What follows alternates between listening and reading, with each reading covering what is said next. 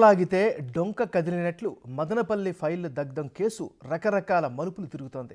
మాజీ మంత్రి పెద్దిరెడ్డి రామచంద్రారెడ్డి అక్రమ వ్యవహారాలు ఒక్కొక్కటిగా బయటపడుతున్నాయి. వైసీపీ మాజీ ఎమ్మెల్యే నవాజ్ బాషా మరికొంతమంది పెద్దిరెడ్డి అనుచరుల ఇళ్లలో పోలీసులు నిర్వహించిన సోదాల్లో పలు కీలక ఫైళ్లను స్వాధీనం చేసుకున్నారు. వాటిని పరిశీలించగా ప్రభుత్వ అసైన్డ్ భూములను ఏ విధంగా కబ్జా చేసింది తేటతెల్లమైంది.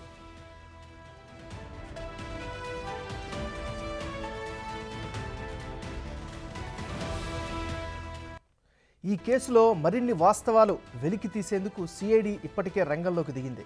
మాజీ మంత్రి పెద్దిరెడ్డి రామచంద్రారెడ్డి భార్య స్వర్ణలత అసైన్డ్ పట్టా కింద 5 ఎకరాల చెరువు భూమి పొందినట్లు అడంగల్లో సమగ్ర వివరాలున్నాయి. ఈమె స్వగ్రామం అన్నమయ్య జిల్లా వీరబల్లి. ఈ రెవెన్యూ గ్రామంలో సర్వే నెంబర్ 2139 కింద ఆమె పేరిట 5 ఎకరాల విస్తీర్ణం ఉంది. దీనిని భూమి వివరణ కింద చెరువుగా చూపిస్తోంది. సాధారణంగా ఇటువంటి అసైన్డ్ భూములను ప్రభుత్వం దారిద్ర్య రేఖకు దిగువన ఉన్న పేదలకు ప్రభుత్వం కేటాయిస్తుంది. అటువంటి భూములను సైతం పెద్దిరెడ్డి వదలలేదు.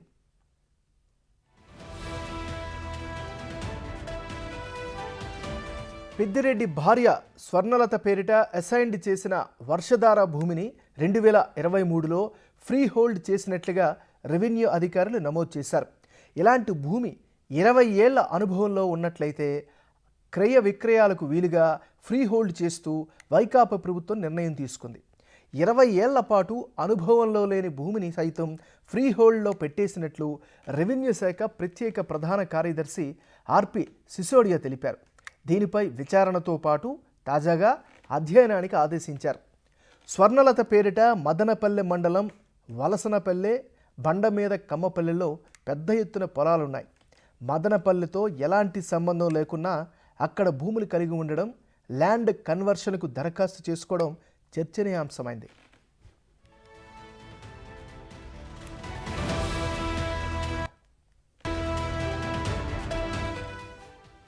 ఇక ఇదే అంశానికి సంబంధించి మరింత తాజా సమాచారాన్ని మా రిపోర్టర్ దామోదర్ అందిస్తారు. దామోదర్, చెప్పండి.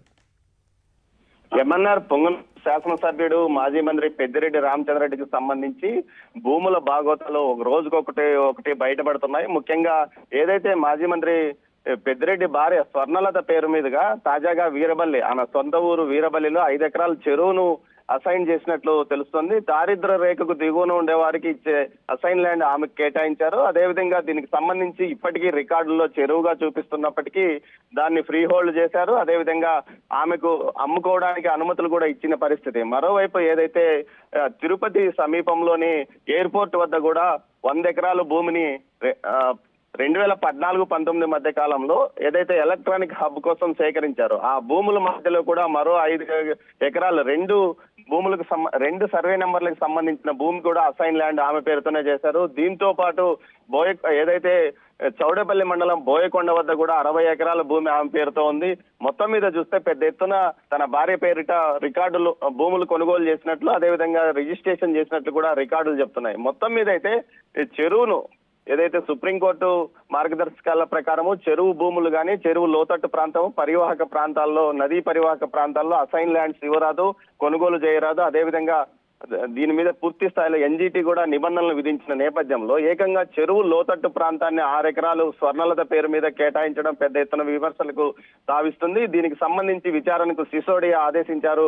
మరోవైపు ఇలాంటివి బయటపడుతున్నాయి. ఓవైపు పెద్దిరెడ్డి ద్వారరెడ్డి అయితే ఏకంగా అటవీ ప్రాంతానికి సంబంధించి రిజర్వ్ భూములు కానుకొని ఉన్న 600 ఎకరాలు తమ్మలపల్లిలోని మల్లయ్యకొండ అంటూ కూడా ఫిర్యాదులు వచ్చాయి. దీనిపైన కూడా రికార్డులు తమ్మలపల్లి ఎమ్మెల్యే ద్వారకనాథ్ రెడ్డి ఇంట్లో దొరికినట్టు సమాచారం. దీంతో పాటు హైదరాబాద్ శశిధర్ నివాసంలో కూడా పెద్ద ఎత్తున రికార్డులు లభ్యమైనట్లు తెలుస్తుంది. పెద్దిరెడ్డి కుటుంబ సభ్యులతో పాటు వారి బినామీల రికార్డులు మొత్తం అక్కడే దొరికినట్లు, దీంతో ఈ కేసులో మరింతగా పెద్దిరెడ్డి కుటుంబం ఇరుక్కున్నట్టు తెలుస్తుంది. దీంతో పాటు శశిధర్ అనే వ్యక్తి సిఐడి పోలీసుల అదుపులో ఉన్నప్పటికీ తమ అదుపులో లేనట్లు చెప్తున్నారు. మొత్తం మీద దీనికి సంబంధించి సమగ్ర విచారణ కొనసాగుతుందంటూ ఏదైతే కర్నూలు రేంజ్ డిఐజీ బోయ ప్రవీణ్ తెలియజెప్పారు. మొత్తం మీద ఈ ఘటనకు సంబంధించి మరింతగా విచారణ కొనసాగుతుంది. కేసు ఎప్పటికి పూర్తవుతుందో లేదో తెలియదు కానీ మొత్తం మీద పెద్దిరెడ్డి చుట్టూ ఆయన ఏదైతే భూములు ఆయన కొనుగోలు చేసిన భూములు లేకపోతే బలవంతంగా రిజిస్ట్రేషన్ చేయించుకున్న భూములు ఆక్రమించిన భూముల చుట్టూనే మదనపల్లి ఫైల్స్ కేసు నడుస్తుంది. మొత్తం మీద ఫైల్స్ దగ్ధం కేసు కాస్త భూ ఆక్రమణల కేసుగా మారిందంటూ కూడా నిన్న డిఐజీ వ్యాఖ్యానించడం విశేషము. దీనికి సంబంధించి సివిల్ కేసులు కదా అని అడిగితే సివిల్ కు క్రిమినల్ కు మధ్య సన్నని గీత ఉంటుంది. బలవంతంగా రాయించుకున్నప్పుడు అది క్రిమినల్ కేసుగా మారిపోతుంది. ఖచ్చితంగా ఇవి క్రిమినల్ కేసులే అంటూ కూడా ఆయన వ్యాఖ్యానించారు. దీనికి సంబంధించి పూర్తి స్థాయిలో సమగ్ర దర్యాప్తును కొనసాగిస్తున్నాం. ఖచ్చితంగా దోషులను బయటికి తీసుకొస్తాం.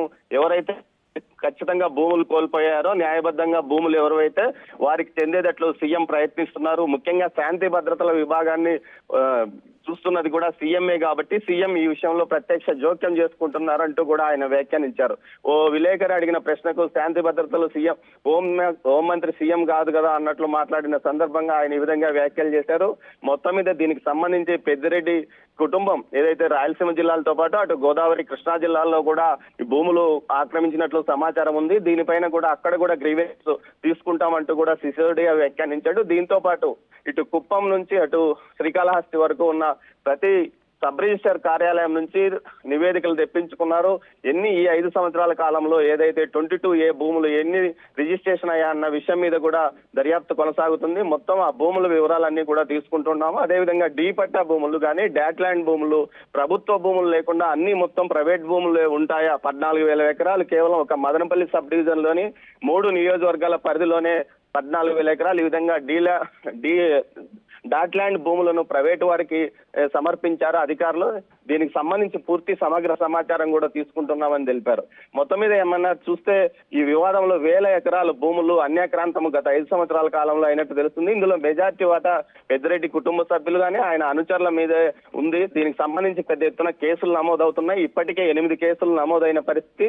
మొదటి కేసులో 7 మంది ముద్దాయిలను చేర్చారు. మిగతా కేసుల్లో తదుపరి చర్యలు ఉంటాయని చెప్తున్నారు. మొత్తం మీద సిఐడి మొదటి రోజు నుంచి పనిచేస్తుంది. కాకపోతే నిన్న అధికారికంగా సిఐడికి కేసును అప్పగించారు. మరోవైపు ఏదైతే ఈ అధికారులను సస్పెండ్ అయిన వారిని కూడా ఈ కేసులో నిందితులుగా చేర్చడం వల్ల వారిని త్వరలో అదుపులోకి తీసుకునే అవకాశం ఉంది ఏమన్నారు.